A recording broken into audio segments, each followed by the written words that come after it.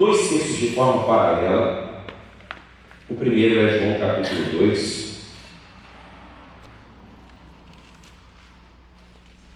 E o segundo é de 1 Crônicas, capítulo 7, versículo 23. Começando de João, capítulo 2, encontre para acompanhar conosco essa leitura.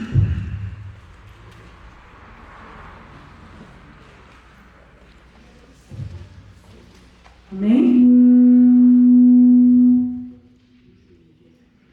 E ao terceiro dia, fizeram-se umas bodas em Caná da Galileia.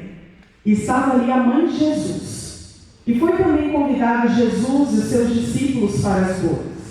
E faltando o vinho, a mãe de Jesus lhe disse: não tem vinho. Disse-lhe Jesus: mulher, o que tenho eu contigo? Ainda não é chegada a minha hora. Sua mãe disse aos serventes: fazei tudo o que ele vos disser. E estavam ali postas 6 talhas de pedra para as purificações dos judeus, e em cada uma cabiam 2 ou 3 almudes. Disse-lhe Jesus: enchei de água essas talhas. E encheram-nas até em cima. E disse-lhes: tirai agora e levai ao mestre-sala. E levaram. E logo que o mestre-sala provou a água feita de vinho, não sabendo de onde viera, se bem que sabiam os serventes que tinham tirado a água, chamou o mestre-sala ao esposo e disse-lhe: todo homem põe primeiro o vinho bom, e quando já tem bebido bem, então o inferior, mas tu guardastes até agora o bom vinho. Jesus principiou assim os seus sinais em Caná da Galileia e manifestou a sua glória, e os seus discípulos creram nele. Queridos, essa história é o registro do primeiro milagre que Jesus realizou, dando início ao seu ministério. Um detalhe importante aqui é que isso não está acontecendo de forma esporádica, não é o acaso. Isso é intencional. O ministério de Jesus está debaixo da agenda do Pai, debaixo da agenda de Deus. O próprio Jesus é quem dá testemunho disso em João capítulo 4, quando ele disse para os discípulos que o alimento dele era fazer a vontade do seu Pai. Mas o capítulo 4 começa com Jesus dizendo: é necessário passar por Samaria. Então, quem cuidava da agenda de Jesus era o próprio Deus. Outra coisa importante também para se destacar é que Jesus não fazia nada sem ser direcionado pelo Espírito Santo. Lucas capítulo 4, versículo 1 diz que Jesus, cheio do Espírito Santo, foi guiado ao deserto, onde ele será tentado pelo diabo. Mas no versículo 14, o texto também diz que Jesus, cheio do Espírito Santo, ele volta para a Galileia. O ir e vir de Jesus é conduzido pelo Espírito Santo para que ele cumpra a vontade do Pai. Então é óbvio que, se o primeiro milagre que ele está realizando em um casamento, é porque existe uma intenção de Deus Pai nisso. E com a intenção? Bom, nós queremos aplicar algumas a vocês. A primeira delas é que quando Deus decide começar algo para impactar uma sociedade, ele não começa dentro de instituições, ele começa dentro de um casamento. Eu vou repetir: quando Deus está interessado em realizar algo para impactar uma sociedade, ele não começa dentro de instituições, ele começa dentro de um casamento. O ministério mais poderoso que já pisou essa terra foi o ministério de Jesus. E começou no dia em que um casamento está sendo celebrado. É o início. É a festa matrimonial de 2 pessoas que estão se unindo por um único propósito para viver o resto de suas vidas juntos no cumprimento da mesma missão. Agora vai acontecer algumas coisas nesse casamento que nos ensinam muito. Tudo isso aqui está ocorrendo porque Deus tem muitas verdades para nos ensinar a partir disso. Por isso, queridos, quando você for ler a Bíblia, esses detalhes são importantes. Por que o primeiro milagre aconteceu no casamento? Porque aconteceu o que aconteceu nesse casamento. E nós queremos compartilhar com vocês algumas coisas. Então vamos lá. Esse casamento ele começa com festa. Todo casamento, quando se inicia, se começa para ser feliz. Só que no meio do percurso houve uma limitação. O vinho acabou. Mas o mais interessante nesse texto que a gente encontra é que a mesa estava preparada, mas faltava o vinho. Porque não adianta nada a gente iniciar um casamento com festa, mas não permanecer feliz no meio da jornada. Existe uma limitação. Mas o que Jesus está nos mostrando aqui é que, apesar das nossas limitações, Ele sempre tem um novo vinho para liberar. Ele sempre tem uma nova alegria para liberar. E é sobre isso que nós queremos liberar para você. Se no meio da jornada do teu relacionamento houve alguma limitação, o Senhor te trouxe para este ambiente para dizer para você que existe algo novo do céu para você viver ainda. Com base nisso, queridos, nós queremos compartilhar com vocês alguns princípios. Quando o vinho acaba, o que eu preciso fazer?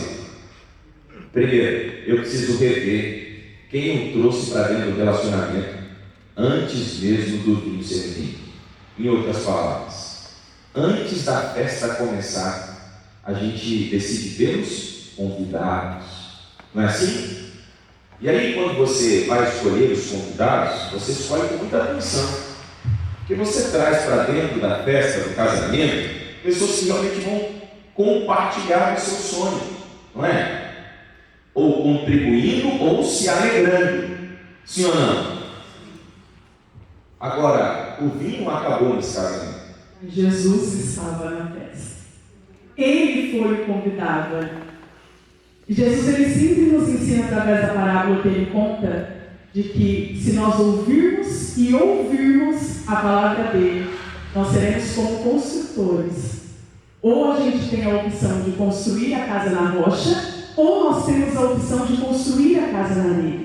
E ele continua dizendo aos seus discípulos de que virá o vento, de que virá a tempestade, de que virão dias difíceis, mas a casa que escolheu ser construída sobre a rocha, ela não cai, ela não é destruída, apesar das limitações. E esse texto revela isso.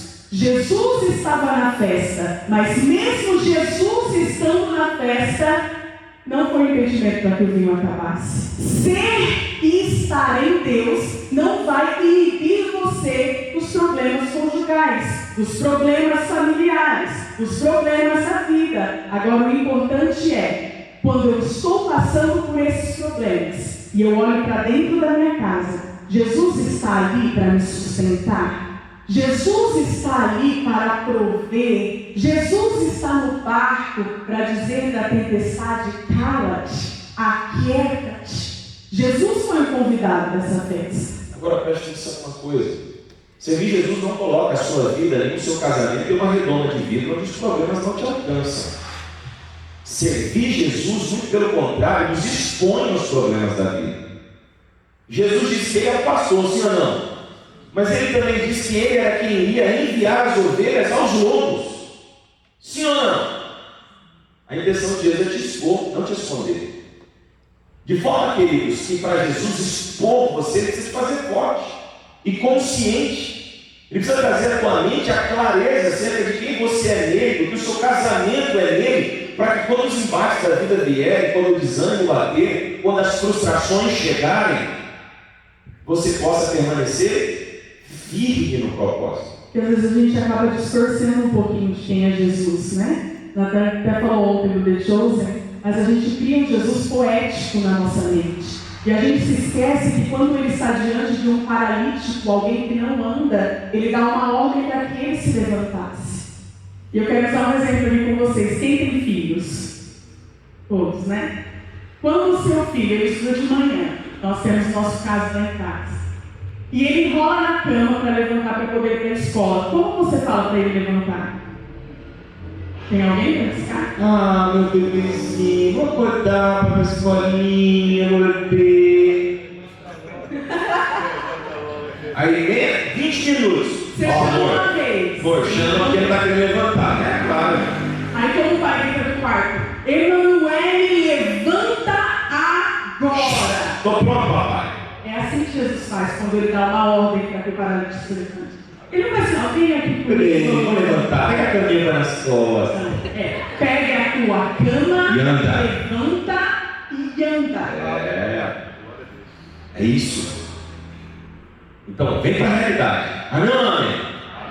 quero te convidar então, a gente vai pedir licença a João, só um minutinho. Nós vamos fazer uma visitinha lá no Antigo Testamento e ver o retrato de uma casa que deveria ser uma casa abundante em bênçãos, e se tornou um território de frustração, tristeza e muita angústia. Eu quero ler com você 1 Crônicas capítulo 7. Quem está ligado? Nós vamos perceber nessa passagem agora, porque nessa primeira que nós lemos, nós testemunhamos da provisão de Deus em trazer de volta algo que já existia. Mas agora, nessa passagem que nós vamos ver, nós vamos perceber que a alegria também é um milagre. Depois a gente volta para João para explicar para vocês qual é o método de Jesus para resolver problemas como esse que Efraim vai viver e que aquele casamento que estava começando também enfrentou. O que de fato nós precisamos entender é que lutas estarão presentes nos casamentos, independente do tempo em que se está casado. Sim ou não, queridos? Sim. Quando você casou, você teve dificuldades e intrigas para decidir questões relacionadas à festa? Quem já? Sim. Calma, galera. Olha aqui, no primeiro dia do casamento, dia da alegria, das lágrimas, da grande emoção, você se irou? Algum momento?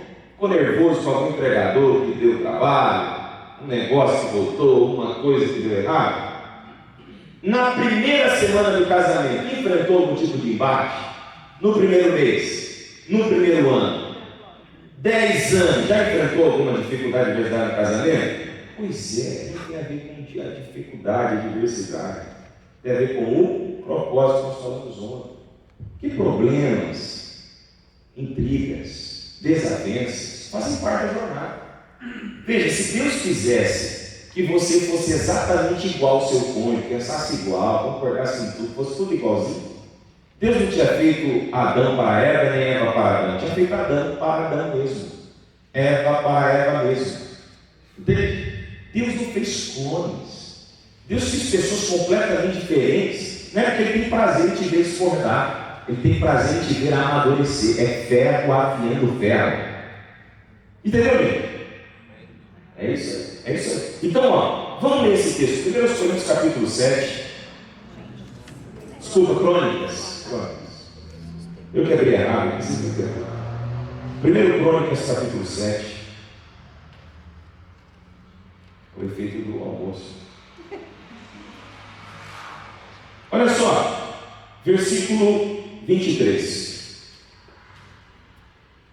Então vamos ler um pouquinho antes de citar a história. Versículo 20 a seguir diz assim: estes foram os descendentes de Efraim. Só para eu situar aqui rapidinho. Efraim era filho de quem mesmo?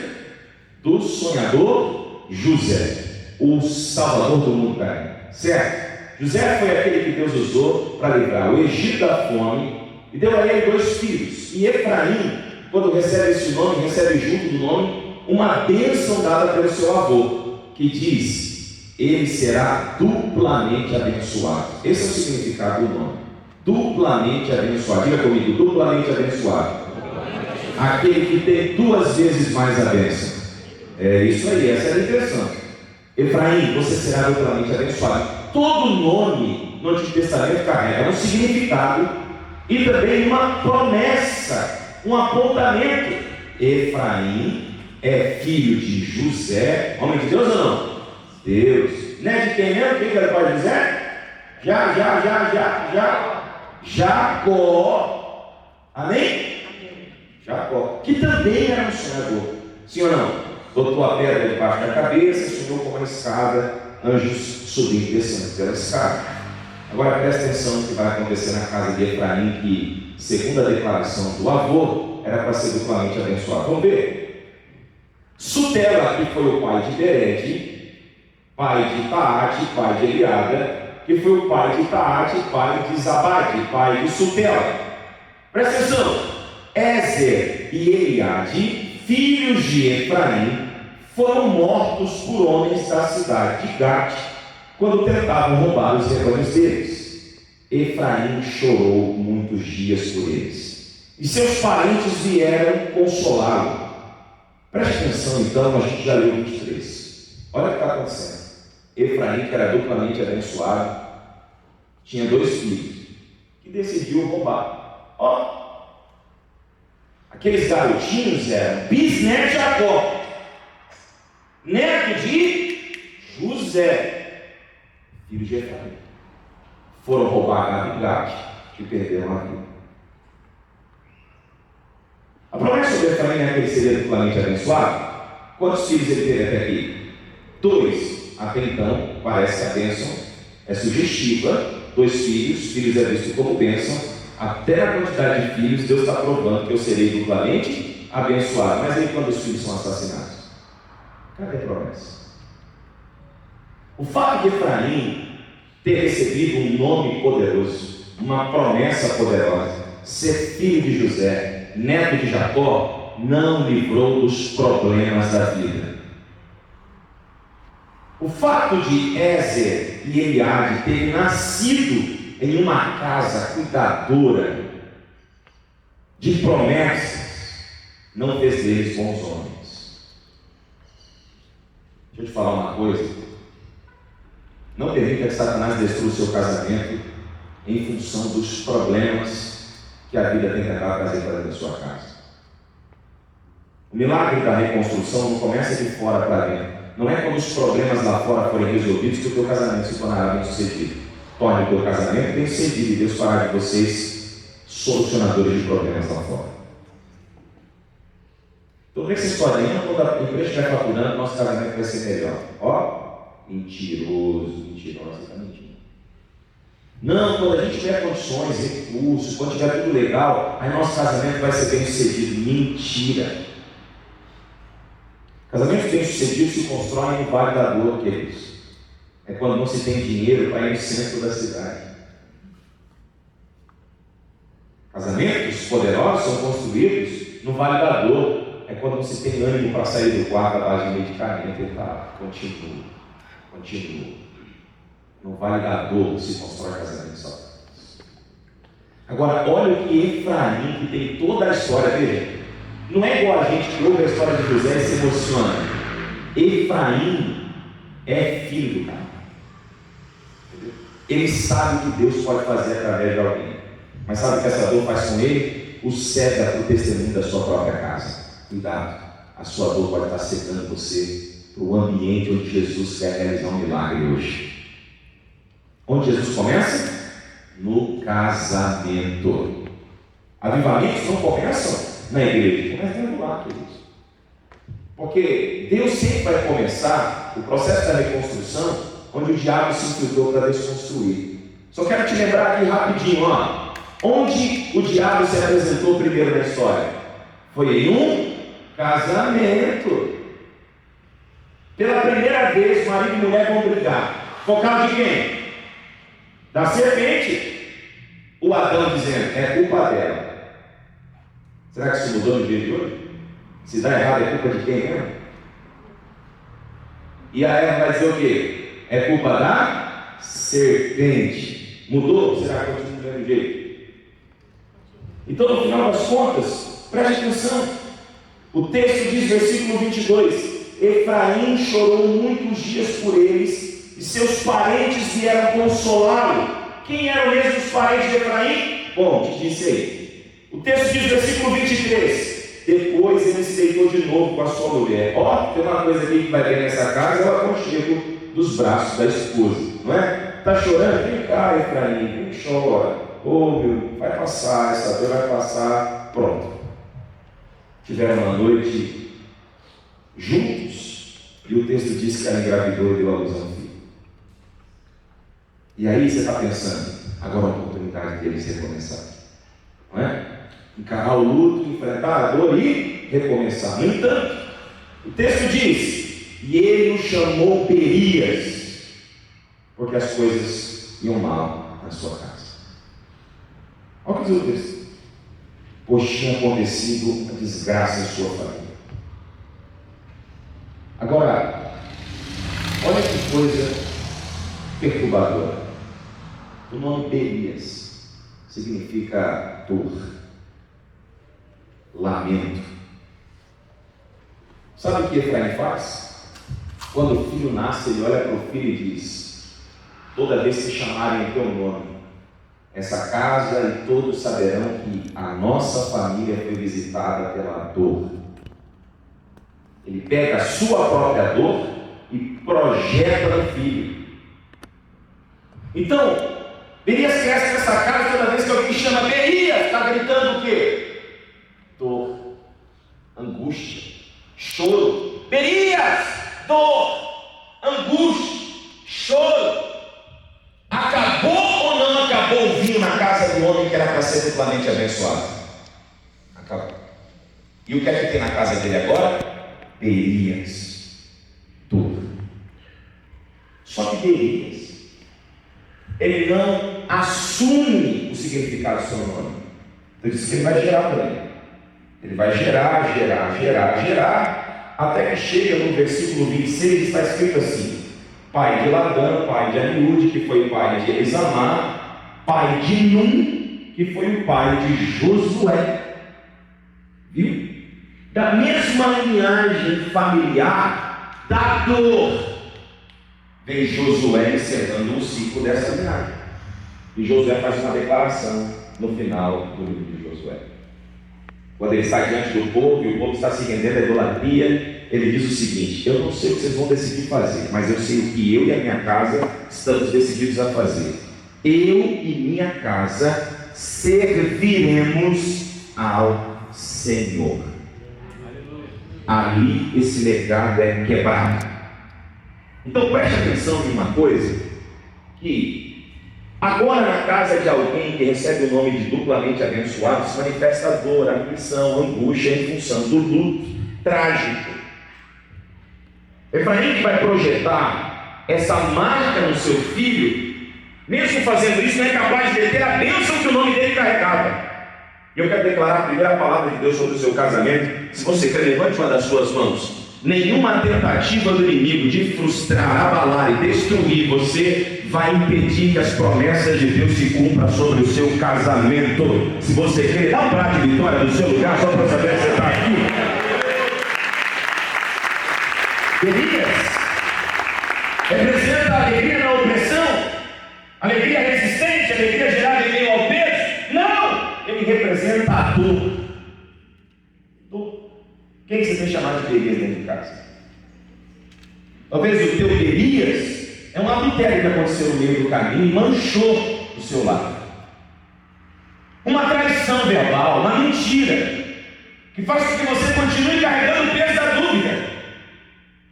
Quem sai o teu Berias é uma crise financeira que você está enfrentando. As perdas, os prejuízos, faz com que você olhe para o retrovisor e veja como um dia a vida foi e não é mais.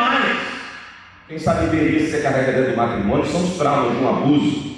Eu não sei, mas uma coisa eu estou certo: para de chamar de Berias quem Deus decidiu chamar de Efraim. Para de limitar a bênção com o seu próprio trauma. Tem alguém entendendo isso aqui? Agora, quando o vinho acaba, o que a gente faz? A gente faz o que Efraim fez. A gente duvida da promessa que a gente carrega e sai botando nomes ou maldições naquilo que a gente interpreta como tragédia. Não, queridos. A gente precisa se lembrar do que Jesus fez. Então, como eu não tenho tempo para discorrer aqui exegeticamente o significado de cada nome, eu vou encurtar para você entender. Berias não continuou gerando Berias. Ele gerou fogo, ele gerou alegria, ele gerou riqueza, ele foi gerando tudo aquilo que Efraim deveria gerar, mas por causa do luto parou de gerar. Eu quero declarar sobre a sua vida que o inimigo não vai impedir você de gerar tudo aquilo que Deus já determinou que você gere. Tem gente que vai voltar a gerar riqueza, outros vão voltar a gerar alegria, outros vão voltar a gerar fogo, mas Satanás não vai deter aquilo que Deus já determinou na sua vida. A sua dor não é o seu nome. Dor é passageira. Seu nome fala da sua identidade. E você precisa se lembrar quem você é em Deus. Essa dor vai passar, esse vale vai passar, essa tristeza vai passar, essa crise vai passar, esse problema será resolvido, mas o que Deus determinou para a sua vida vai permanecer, vai se cumprir. Pode passar céus e terra, mas as palavras do Senhor jamais passarão. Glória a Deus. Então o que é que a gente faz quando o vinho acaba? O que é que a gente faz para não ser paralisado pela dor. O que é que a gente faz para que o vinho volte? Então preste atenção, porque nós precisamos explicar isso para vocês. Primeiro, isso aqui é até uma dica para quando você for compartilhar a palavra com algum católico. Quem foi até Jesus foi Maria. E Jesus respondeu para ela: mulher, não é chegada a minha hora. Será que Jesus está sendo mal educado com a mãe aqui? Está quebrando o princípio que ele mesmo ensina que o filho deve honrar a mãe e o pai? Sim ou não? Ele está sendo mal educado, queridos. Porque ele está deixando claro para Maria que naquele momento ele não está falando como filho, ele está falando como Senhor dela. E essa é uma crise que Maria tinha que administrar. E quando Jesus dá início ao seu ministério, ele já não é mais o filho Jesus que frequenta a casa e a carpintaria do Pai. Agora ele é o Senhor Jesus, o Cordeiro de Deus, que vai ser imolado para tirar o pecado do mundo. E aí acontece algo poderoso. Um dia, uma marióloga me perguntou: o que vocês pensam sobre Maria? Eu disse assim para ela: o que eu penso não está na Bíblia. Ela falou assim para mim: não, vocês crentes perseguem, não sei o quê. Eu disse para ela: não, olha o que está na Bíblia. Maria dizendo assim: ó, façam tudo o que ele vos disser. É só isso que a gente faz. A gente faz o que Jesus manda a gente fazer. Se Jesus não mandou, a gente não faz. Se ele mandou, a gente faz. Se Jesus fez, a gente faz. Jesus não fez, a gente não faz. E o que Maria orientou os sátrapas a fazer, os servos, os serventes, os gestores do casamento, ela orientou eles a fazer o que mesmo, gente? Façam tudo o que Jesus mandar fazer. Então está simples resolver o problema. Começa aí. Diga comigo: eu preciso fazer tudo o que Jesus me mandar. Daí por que você está tendo um monte de problema? Porque você quer fazer só aquilo que você acha conveniente. Fazer o que deseja. Maria é a figura de alguém que diagnosticou o problema dentro de casa. É a figura de alguém que não empurrou com a barriga. A figura de alguém que não deixou acontecer. Porque esse casamento aqui ele estava prestes a passar por uma vergonha pública. Fala de novo o que ela fez. Ela identificou o problema. Ela, que na hora que você falou, cortou no microfone. Identificou o problema. Quando nós estamos com um problema de saúde, o que a gente faz? Tem médicos aqui, né? Vamos dizer. A gente primeiro precisa diagnosticar o que nós temos para depois fazer o tratamento, sim ou não? Só que se você vai ao médico, ele te dá um diagnóstico médico e dá a você exames para fazer, e você não cumpre e não faz os exames, deixa guardado na gaveta. Adiantou nada. Adiantou? Você pode fazer 10 mil seminários aqui, filho. Se você ficar ouvindo seminário, e não botar em prática, é a mesma coisa que botar a receita médica na gaveta, achando que vai emagrecer, vai ficar com o coração legalzinho, vai dar saúde boa. Não vai.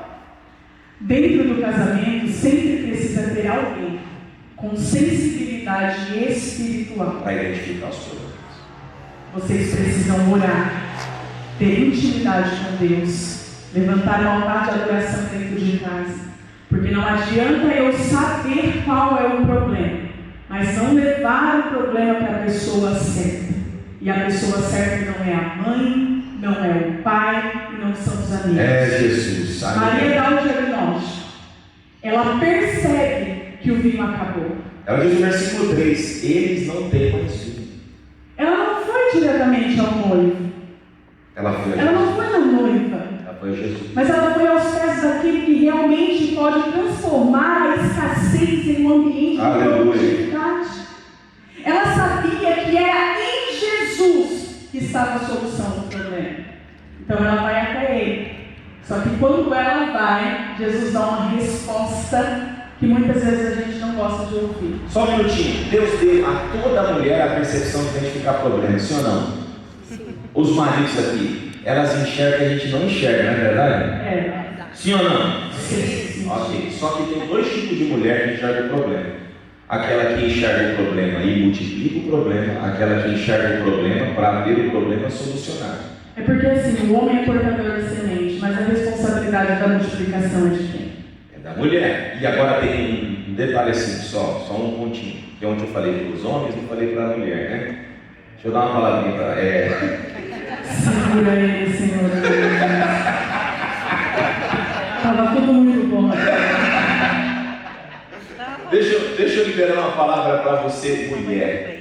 Da mesma forma que Deus te deu o problema para identificar o problema, Deus te deu o problema para identificar o problema.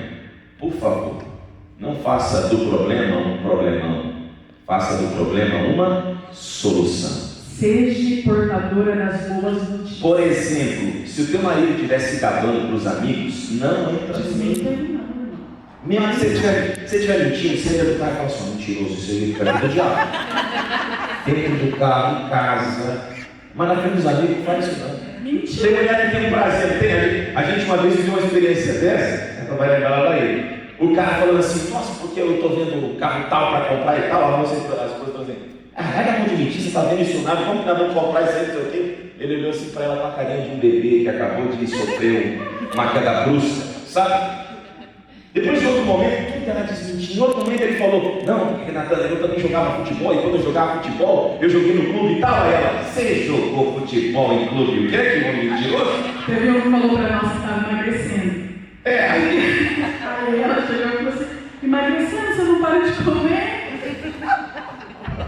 Irmã, Deus te deu sensibilidade para identificar o problema. Não amplifique. Outra coisa, você quer ver uma outra forma de amplificar o problema? Uma outra coisa comum que acontece muito? Ela está insatisfeita em casa com os problemas que acontecem dentro de casa e vai desabafar com as amigas. E aí eu vou explicar para você uma coisa. Falar mal do marido para as amigas também é fazer fofoca malicente. Toma cuidado para o diabo não te fazer parecida com a serpente. Viu? Porque quando isso aconteceu, Eva foi capaz de fazer com Adão a mesma coisa que a serpente fez com ela. E uma outra coisa aqui para você entender que isso é um princípio desde o começo, ó. Isso é um princípio, preste atenção. Por que a serpente não se apresentou para Adão? Porque certamente Adão não comeria do fruto se a serpente tentasse convencê-lo. Mas se a Eva tentasse, com certeza iria. Ô mulherada, você finge que é ele que manda, né? Mas se você oferecer o fruto, ele come ou não come? Come. Só não manipula para o mal. Não amplifica o problema. Faz o que Maria fez. Se você sabe que exerce essa influência que há sobre você, essa autoridade que o próprio Deus colocou em você, se você se deu conta que o vinho está acabando, vai reclamar para a vizinha que o marido não está dando conta. Você está percebendo que o vinho está acabando? Vai falar para as amigas, para as colegas da igreja, para a liderança, como motivo de fofoca, de amplificar o problema. Vai em busca da solução com quem pode solucionar, resolver.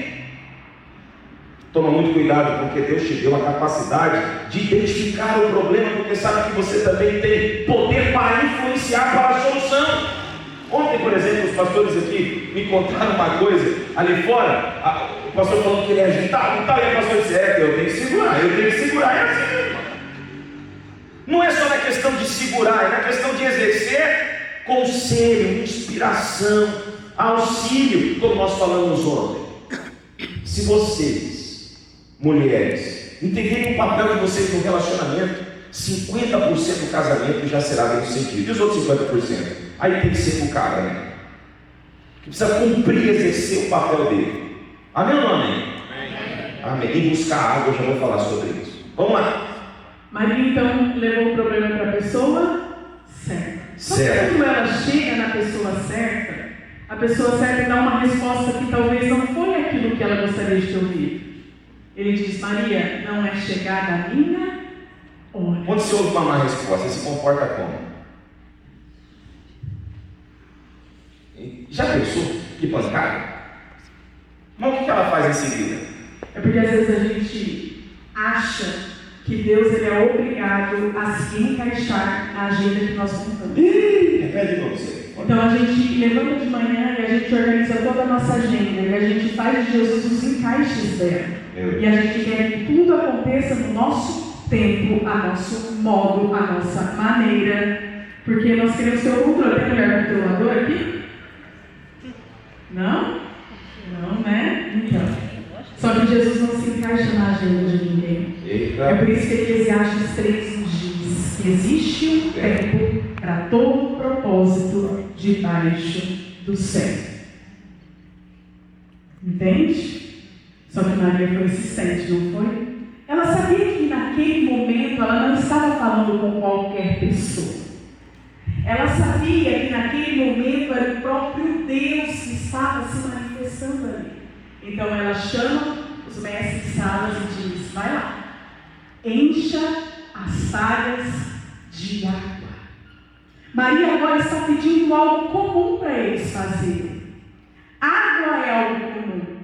Talhas era algo comum, mas estava seca. Então eles vão lá e obedecem. Obedecer é um dos maiores princípios para se viver a bem-aventurança de Deus. E exercer algo comum não é perder tempo. Servir um ao outro não é perder tempo. Honrar um ao outro não é perder tempo. Dizer que te amo para o outro não é perder tempo. Estender a mão não é perder tempo. Abraçar não é perder tempo. Só enchendo as talhas de água.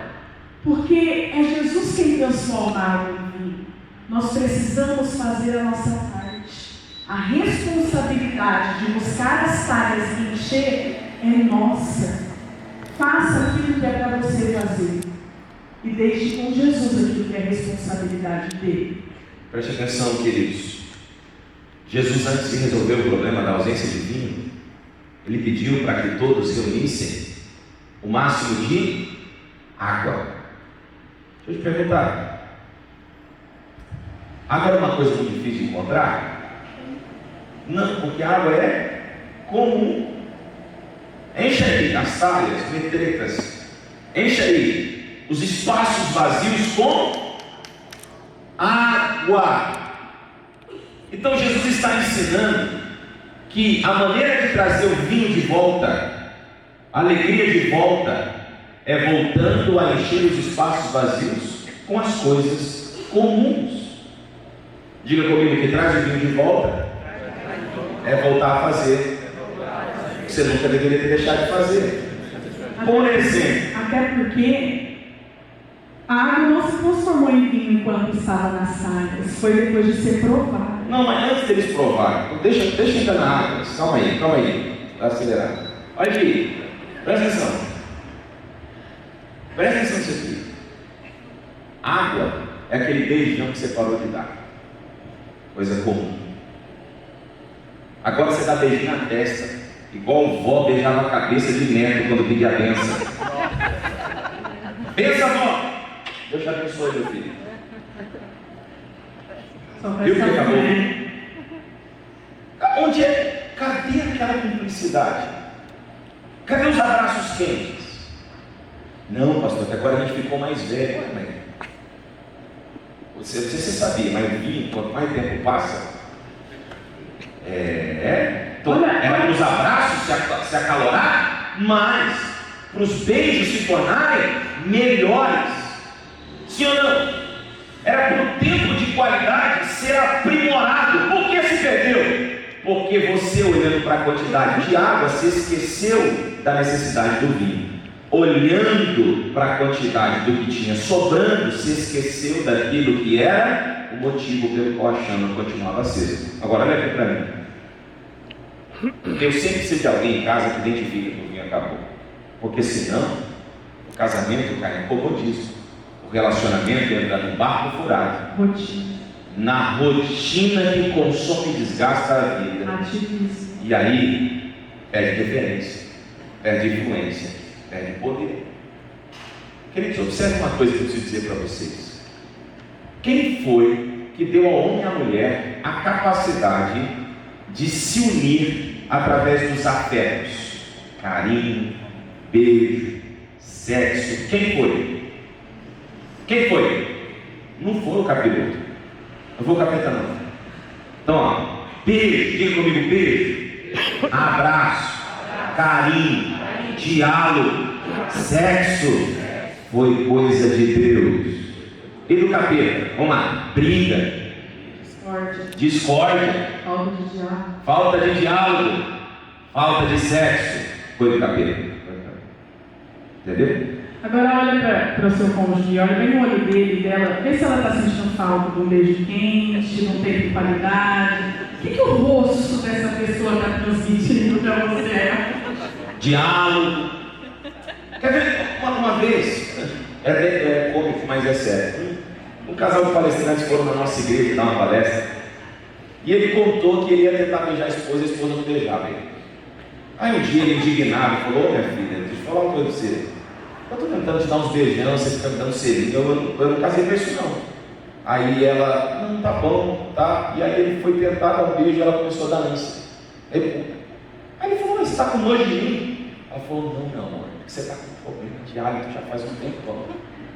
E ela não tinha coragem de falar para ele. Aí ele: ô meu bem, você me falou antes, marcou a dentista, resolveu o problema e voltou a dar beijão.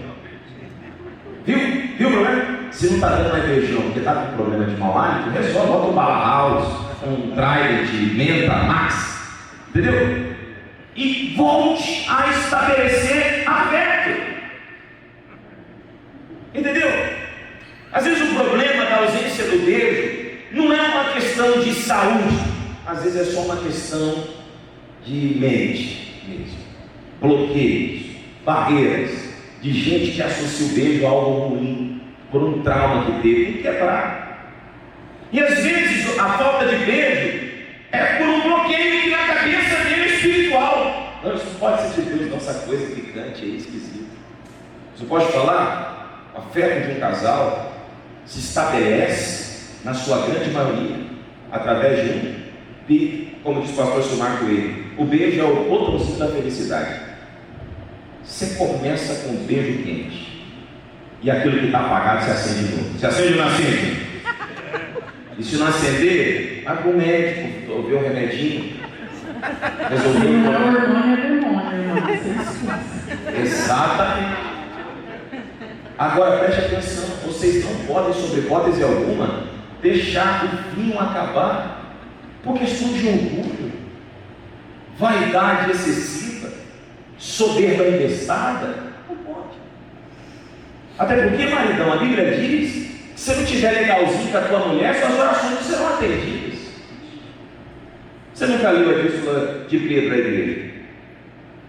Dentre as epístolas universais, que eram aquelas epístolas destinadas a todas as igrejas da época, Pedro disse que ao marido que não cumpre bem o seu dever doméstico com a sua esposa, não terá as suas orações respondidas. Está vendo porque às vezes o milagre não está acontecendo lá? Porque você não está chegando junto lá de guerra. Que você não está sendo quem é para você ser. Chegar junto não é só sexo, não, é carinho, é afeto, é atenção. Não adianta você querer alguma coisa olhando para ele e falando: vamos hoje? Vai ter hoje? Bora! E aí? Não é assim. Você precisa lembrar, irmão. E de vez em quando a valor precisa ajudar, né? Ô bem, pega direito, pega certinho. Deus quer trazer um avivamento, mas você tem que saber chegar. Quando era namorado, você chegava chegando. O que aconteceu? Então eu vou te falar algumas coisas que se interferem no meio e quer substituir o vinho. É a cachaça no lugar do vinho. Sabe o que é a cachaça? A cachaça é a pornografia. É aquilo que tenta causar uma sensação semelhante, mas não é. Autossatisfação. Isso é idolatria, queridos. É viver o eu por ele. Exatamente, e aí tem um problema. Presta atenção nisso aqui. Não adianta você querer uma relação saudável na cama se você está maculando a cama com a pornografia, com a imoralidade sexual. Está trazendo um demônio para dentro do seu leito. Seu coito está manchado. E aí é por isso que vocês não conseguem se acertar na intimidade, porque está corrompido.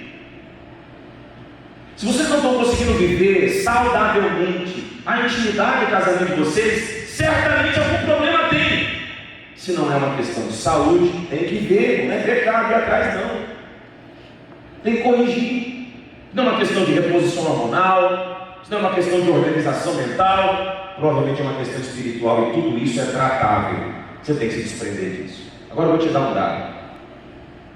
De 100% de cristãos líderes, eu falei lá no acampamento, Há um dado que aponta que dentro das igrejas, cerca de 86% dos homens tiveram ou estão tendo continuamente problema com pornografia. 75% das mulheres também. Ou seja, a cada 10 homens e 10 mulheres dentro da igreja, homens, 8 para 9 tiveram ou estão tendo problema com esse assunto. Mulheres, a cada 10, 7 para 8 estão tendo ou tiveram problema com isso. Você entende como Satanás de forma sorrateira vai se infiltrando para tentar impedir que vocês desfrutem da saúde? A gente escuta às vezes lá na nossa igreja, pastor, ele fica 1h30 dentro do banheiro com o celular na mão. Minha irmã, pelo amor de Deus, não deixa isso acontecer. Ele pode estar vendo jornal, mas não abre a brecha para Satanás entrar. Aí, pastor, ela está entrando no quarto, tranca a porta do banheiro, 1h30. Meu irmão, pode ser que não seja a pornografia, mas o acesso direto às redes sociais, à internet, pode expor a isso. Pelo amor de Deus, não dê voz ao diabo. Jesus pode transformar em vinho? Pode, mas você não pode ficar se embriagando com qualquer cachaça que o diabo quer colocar na tua boca. Você precisa entender de uma vez por todas que o objetivo de Jesus é te dar um casamento feliz e saudável. O casamento é uma ideia do céu, mas Satanás também tem uma ideia para o casamento. É um casamento disfuncional. E aí você tem que decidir que tipo de casamento você quer ter. Um casamento que reflete a glória de Deus ou um casamento que reflete os planos do diabo. Quem está entendendo isso aqui, queridos? Então, para a gente finalizar, Jesus orientou que eles pegassem o quê? Água, o que é comum. Você quer ter o vinho de volta? Volte a fazer. Você nunca deveria deixar de fazer. Para de beijar a testa, volta a beijar a boquinha. Deu? Dá um chega junto. Não vem com esse papo não, pastor. É isso. Vamos dar um aplauso para Jesus. Tem gente aqui que é águia. Temos aí. Vamos dar um aplauso para Jesus para acordar.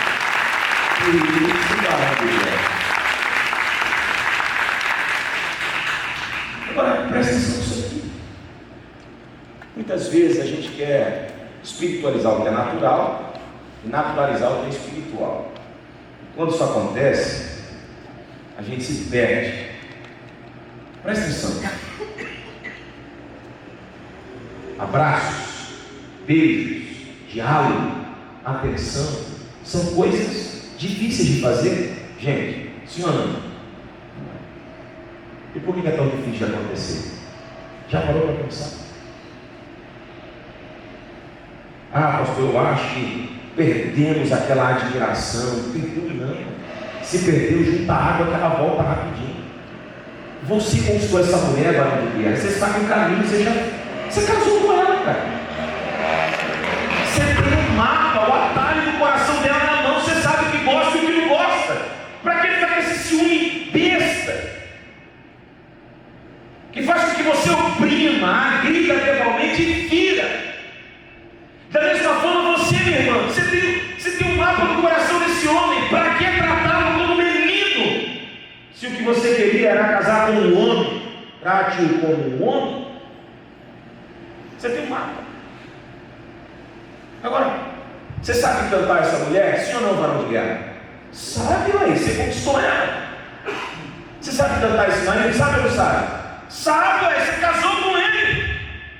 Sabe o que gosta, o que não gosta. Então está na hora de ajuntar água. Diga assim comigo, eu preciso ajuntar água. O anjo não pode fazer isso.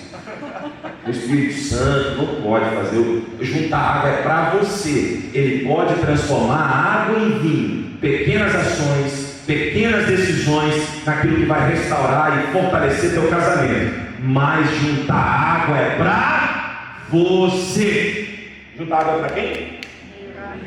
Para mim, isso. Agora presta atenção. Eles juntaram pouco ou muito? Meu irmão, então junta bastante, vai. Olha, junta bastante hoje, porque à noite ainda vai ter janta. Ó, vou te dar um conselho, não come muito não. Deu? Olha uma coisa que é simples. Quando vocês namoravam, vocês tinham horário para voltar para casa, sim ou não? Quando vocês namoravam, tinha horário para voltar para casa? O papai falava o quê? Para a dona moça aí. Ó, o pai é sempre o pai. até 11 horas, não passa disso não. Aí você levava ela na frente da casa 11 horas e ficava até 1, 2 da manhã na casa, abraçadinho, né? Aí você tinha que levantar às 5 horas da manhã para ir trabalhar. Reclamar? Reclamar sim ou não? Agora quer agendar o horário para namorar? Dia de quarta-feira às 9 horas da tempo, que ainda dá tempo de dormir, né? Não, gente! É o regulamento que está baixando aqui, mano? Quer agendar o horário? Essa foi de graça.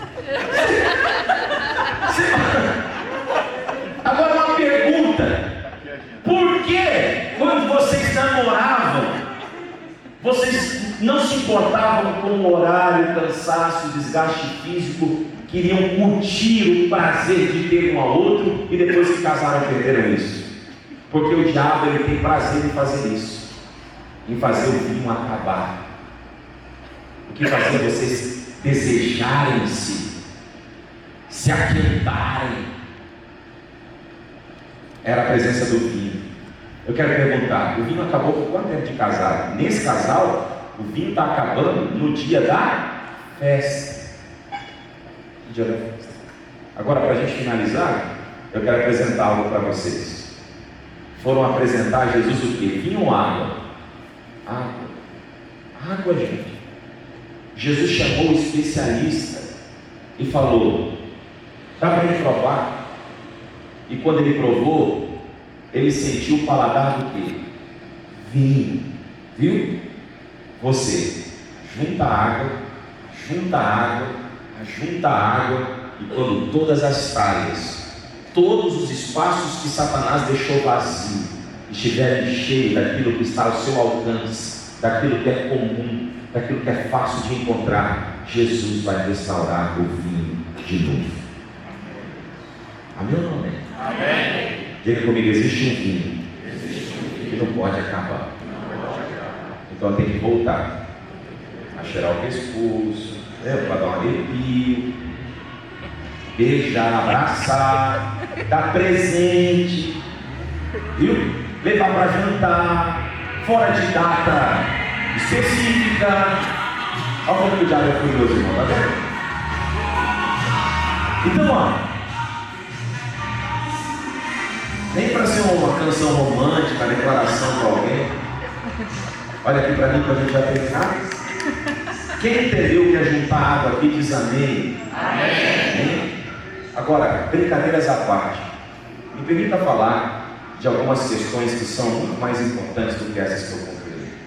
Terminar falando com vocês sobre a vida espiritual de casal. Na verdade, nós viemos aqui para isso. Eu quis entrar um pouquinho nesse assunto, porque ontem nós não falamos sobre, e eu sei que o inimigo acaba afetando muito essa área dos casais. Aqui não, porque na hora que eu brinquei eu percebi que aqui a coisa vai leve, mas lá em Buritã, uma das principais reclamações é a ausência de sexo, intimidade destruída, falta de diálogo. Então eu conto isso aqui porque pode ser que seja a realidade de alguém. Mas lembra que eu disse também ontem que a saúde começa no espírito, assim como a doença também? Se a sua vida espiritual estiver legal, as outras áreas vão se encaixar, vão se tornar saudáveis. Mas se a sua vida espiritual não estiver legal, as outras áreas vão definhar. Nós falamos ontem um pouquinho sobre você não ser a sua dor. Eu pincelei hoje em dia só para relembrar. Pare de usar a sua dor como desculpa para não ser a pessoa que você precisa ser dentro do seu casamento, certo? A gente já contou tudo isso, mas agora eu quero te apresentar um outro tipo de vinho. Quem está aí? Um vinho que não embebeda, mas que alegra. Na verdade, algo melhor do que o vinho, algo superior ao vinho, algo que, se entrar no seu casamento, pode transformá-lo para sempre. Mas é preciso entrar e permanecer.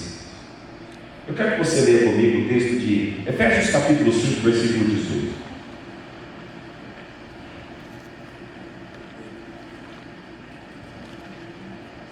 Efésios 5, 18, e a gente vê.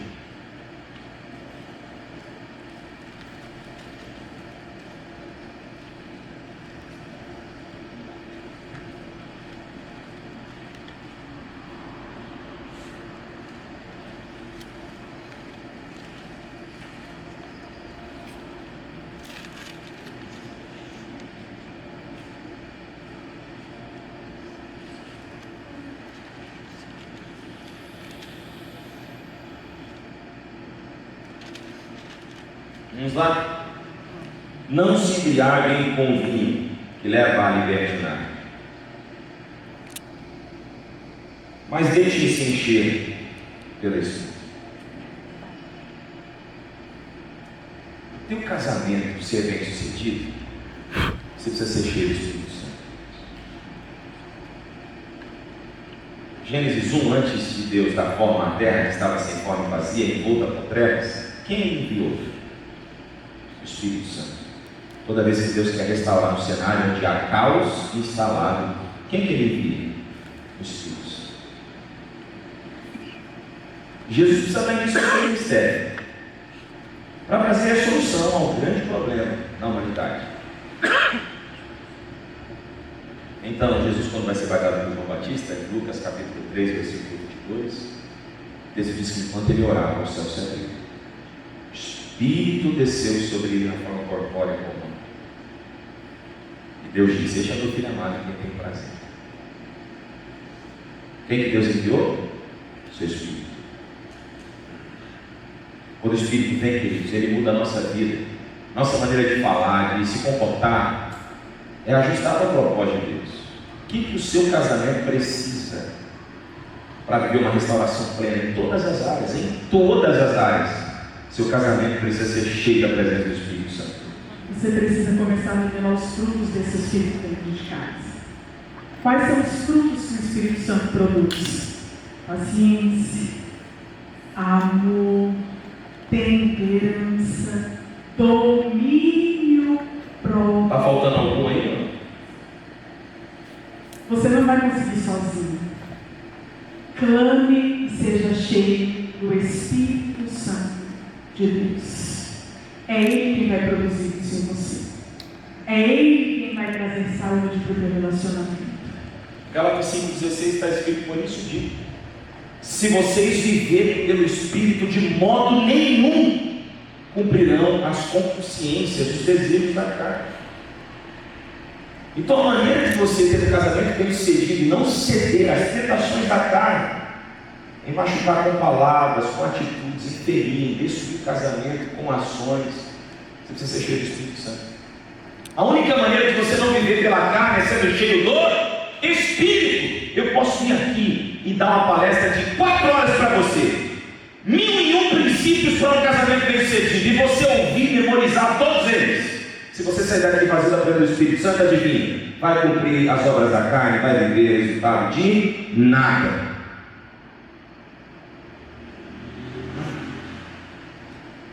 Antes de Jesus realizar aquele milagre de transformar água em vinho, ele foi cheio do Espírito Santo. A verdade está realizando aquele milagre porque está cheio do Espírito Santo. Eu preciso dizer uma coisa a vocês hoje, essa tarde, para a gente terminar.